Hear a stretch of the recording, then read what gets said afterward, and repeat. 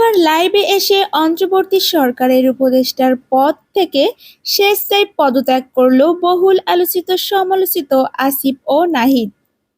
কোটাবিরোধী আন্দোলনের প্রধান সমন্বয়ক এই আসিফ মাহমুদ এবং নাহিদ ইসলাম, তাদের নেতৃত্বে স্বৈরাচারী শেখ হাসিনা সরকারের পতন হলে ডক্টর ইউনূসকে নিয়ে গঠিত হয় অন্তর্বর্তীকালীন সরকার, যেখানে জায়গা হয় এই দুই সমন্বয়কেরও। বাংলাদেশ সরকারের প্রধান উপদেষ্টা হওয়ার পর সাধারণ শিক্ষার্থীদের ভালোবাসায় সিক্ত হলেও সর্বশেষ নানা অভিযোগের তীর ছুঁড়ে আসে তাদের ওপর।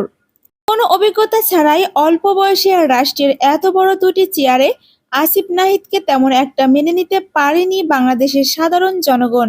সরকার গঠনের কিছুদিন যেতেই উঠে আসে এই দুজনের নানান ব্যর্থতা। গত কয়েকদিন আগে বিদেশি সাংবাদিকদের দেওয়া এই দুজনের এক সাক্ষাৎকার ঘিরে রীতিমতো সমালোচনার ঝড় বয়ে যাচ্ছে সোশ্যাল মিডিয়ায়। ইংরেজিতে করা বিদেশি সাংবাদিকদের প্রশ্নের উত্তর দিতে পারেনি এই দুই উপদেষ্টা আসিফ ও নাহিদ, যে কারণে চরম লজ্জার মুখোমুখি হতে হয়েছে অন্তর্বর্তীকালীন সরকারের।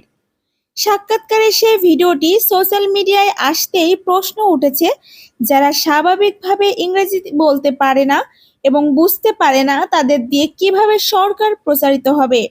এছাড়া সাধারণ মানুষ বলছে, রাষ্ট্র পরিচালনা করার জন্য দরকার অভিজ্ঞতা এবং মেধাবী মানুষ।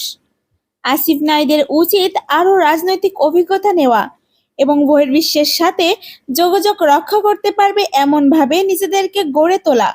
তাই সাধারণ মানুষের দাবি মেনে নিয়ে অবশেষে লাইভে এসে পদত্যাগের কথা বলল নাহিদ ও আসিফ। আসিফ নাহিদ জানায়, অভিজ্ঞতা ছাড়া রাষ্ট্রের এত বড় একটা দায়িত্ব নেওয়া উচিত হয়নি। অন্তর্বর্তীকালীন সরকারকে ছোট করার কোনো ইচ্ছাই আমাদের নেই। আমরা দেশবাসীর কাছে ক্ষমা চাইছি। আগামীতে সবকিছু বুঝে শুনে রাষ্ট্রের দায়িত্ব গ্রহণ করব। আশা করি তরুণরাই পারবে উন্নত বাংলাদেশ গড়ে তুলতে।